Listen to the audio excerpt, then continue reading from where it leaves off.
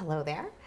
Hi, welcome to Livin Tru Blu. I'm Donna Drake, and Karin is in a meeting, so we've been kind of switching back and forth today in terms of hosting the Daily Blue. With us now is Michael McDermott, and he is running for Congress. Welcome to the show. How are you? Thank you, Donna. It's good to be here. I think we should do like the handshake or something, like Congress, don't you like shake a lot of hands and kiss a lot of babies or something?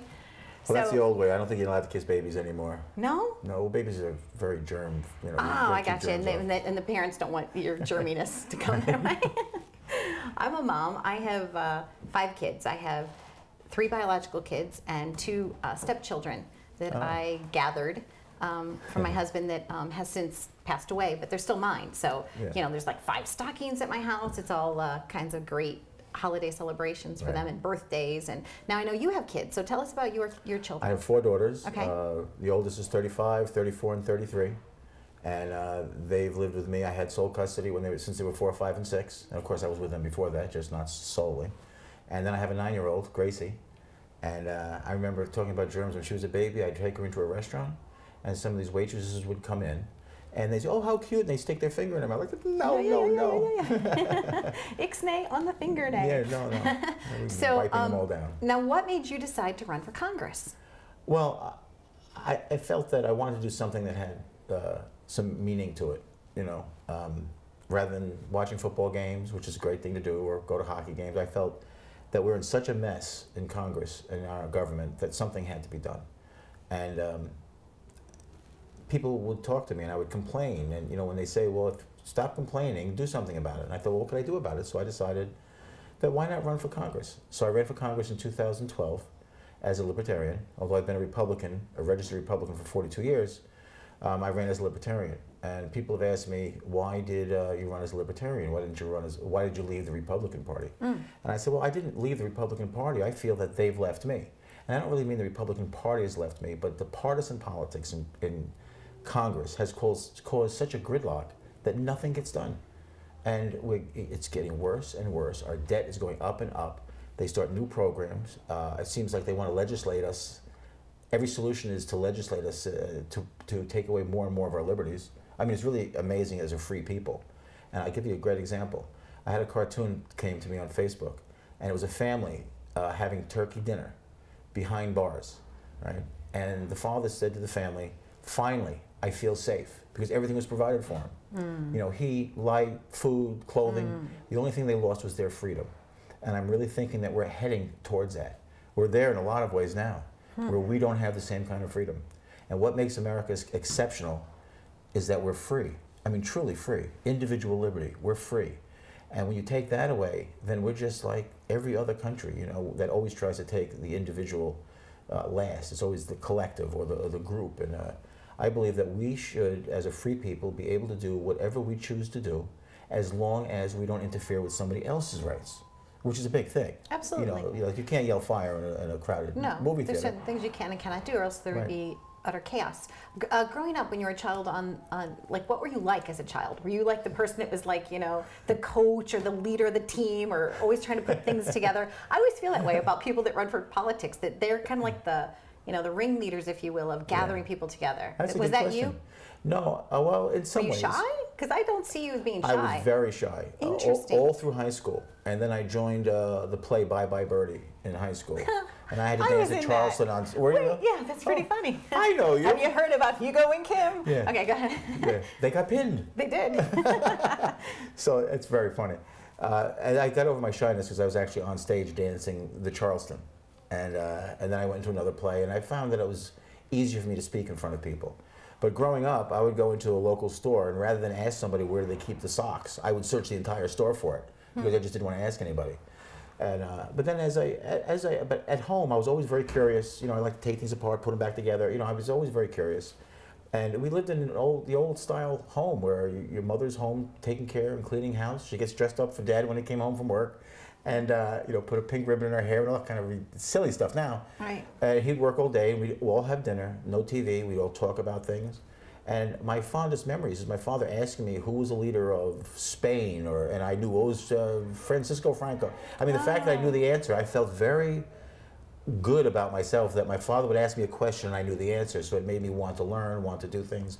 So I was So more you're of a traditional. seeker of knowledge type of person. Yeah, I've always been curious. I read everything I can, and always have. And as the America of my childhood has started to disappear, and it's being taken over by what's going on now. And what's going on now is, like I said, the government being more and more intrusive in our lives. I felt that something could be done, because when they talk about all these problems, and I'm thinking to myself, well, it's not such a mystery on how to solve the problems. When you're spending more than you're bringing in, you're going to have a problem with money.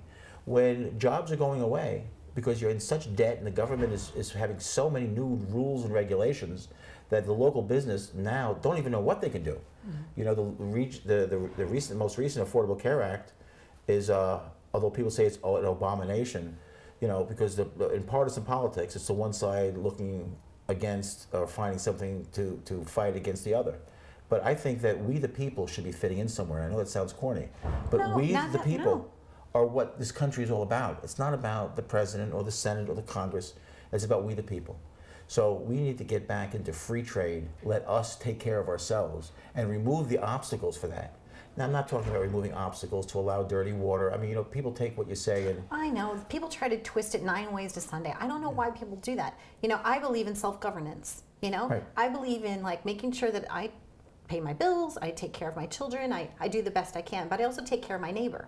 And I think Right. that's a piece of our society right now that's missing. You know, I know a lot of philanthropic people, and I hang out with the best of the best. You know, like I'm really lucky because I surround myself with hopefully good, loving people. Like Karin. But I've no, like Karin, absolutely like Karin and AJ Caro. With that being said, though, you know, if you find out that your neighbor loses your job, or your brother loses his job, or somebody loses their job, you know, I come up from the possibility of you bring that person dinner, you help each other out, you look Absolutely. out for each other, you self-govern your neighborhoods, you make sure that your neighborhoods are safe. You know, a parent is there, like a parent watch, neighborhood watch situation. Right. And I feel it's not like government from top down. I feel like it has to be, like you say, we the people, governance up, right? And I think that a lot of problems would be solved by that. And I think a lot of people would have more hope. You know, that the country we grew up in. Now, obviously, you know, I grew up in the 60s, 70s, 80s era. And, you know, with technology and everything, things have changed. It's not the same America anyway. right, it's complex, But more complex. It is more complex. But the basics, the there's essentials also are still there. Correct. And there's Right. also many other good things that because of technology have happened. So we're closer and tighter, but I think we need to be more personable. And now I'm not running for office, but it sounds like I am Well, you because should I'm just be, like because rambling. I would support you.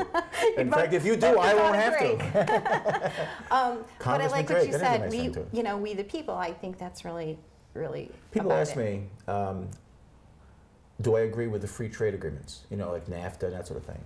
And I said, no, free trade doesn't need an agreement. Free trade means free trade.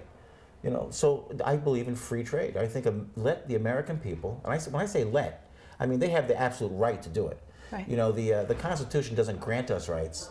It protects the rights that we're granted from above. And that's what's important. We're getting away from what the founding fathers had intended. They're rolling in their graves right now when they see all of these things going on. It's a little messy. And talking about neighbors, how many people, the people that are listening to this, how many people know the neighbors next door and across the street? You know, the 3 houses across the street next to them. I wonder how many know them. Because people seem to go into their shell, they don't talk, they're too busy. Moms and dads are working, kids are, you know, all over the place. You see, every child they see walking down the street is using their phone. Sure. I mean, we're sitting at the dinner table with my 2 grandsons, my 4 daughters, and everybody's on the phone, you know, playing with something. Yeah. And then I say, would you guys please put the Just phone for away? dinner, right? Just for Just dinner. for dinner. Just put it put away. the phone away. And then my phone rings. So I'm thinking, you know, we have to. So we have to. I think we have to get back to the basics. And the basic. Why not start with the Constitution of the Founding Fathers, which means less government and more freedom for the people. And I think that's really very critical. So you're And running we're for at that point. Congress. I know that you're also a business person. You know, I'm and a real so, estate broker, Yeah. and I work for a local newspaper, the Huntingtonian, which is a very truthful paper. A lot of people don't know what to do with it because they print the truth no matter where it falls. There you go. But I'm running for Congress in the 3rd Congressional District, which is basically the expressway north of the expressway, a little bit south, and from Smithtown to Queens. So the current representative now is Stephen Israel. He's a Democrat. He's the 5th highest ranking Democrat in the government. He's the chairman of the DCCC, which is the Democratic Contribution Committee. He's got unlimited funds, and he's not representing the 3rd District. He also voted for things like the Monsanto Protection Act. I don't know if anybody's familiar with the Monsanto Protection Act, but Monsanto is the company that manufactures genetically modified foods, right? He signed an act that prevents people that get sick on GMO foods from suing Monsanto. Now, is that a we the people thinking? It's not. It's let's worry about the big companies.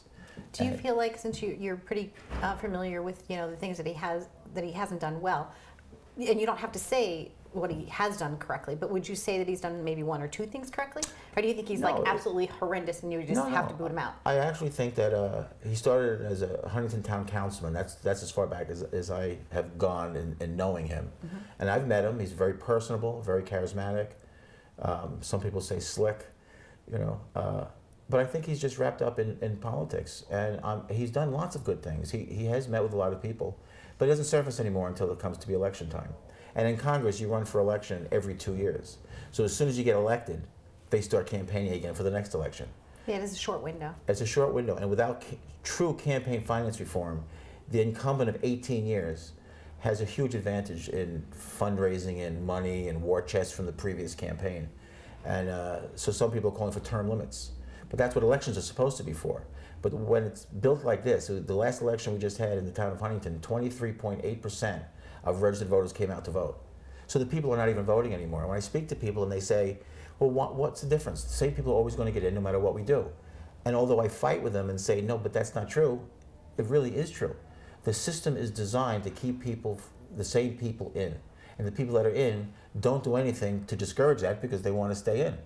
When running for Congress or being in Congress or being in the Senate is their job, their only job, we have a problem. The founding fathers, the first Congress, the second Congress, farmers, bakers, they came. Butchers, candlestick makers, right? Yeah, they came. And now it's a more complex world, but the idea was they go into Everybody's like, wait, I want to be a candlestick maker. I would love to make candles. You can, especially at $27 for a little. I know. After but they Kmart, smell so $3.99. I like you. You have a sense of humor. That's good. That's good because you're very personable. Yeah. Well, I can tell you that the solution to all this is the people that have been there for 16 or 18 years, that are and looking at the mess that we're in as a country with jobs, the economy, foreign wars, our children being blown to bits, coming home and not being given the true validity and help and assistance that they need. We should do everything for these kids that come back.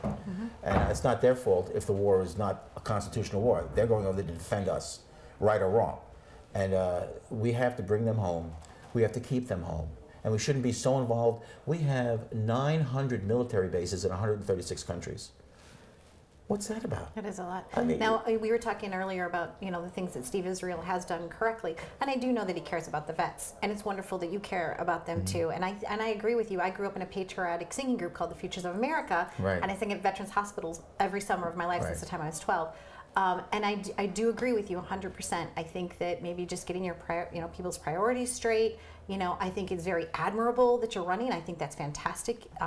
I like the fact that you're a dad. You're doing good things out there in the world. So I wish you the best of luck. I want to do good so things. Yeah. So continue on your journey, and if we can revisit with you again, it would be a pleasure. That would be great. It was very nice to see you. And very nice to meet you. Thank you very much. And you've been watching Livin Tru Blu. I'm Donna Drake. Stay tuned for more on thedailyblue.com, and we always look forward to your questions and suggestions. So you can reach us at 631-337-1603.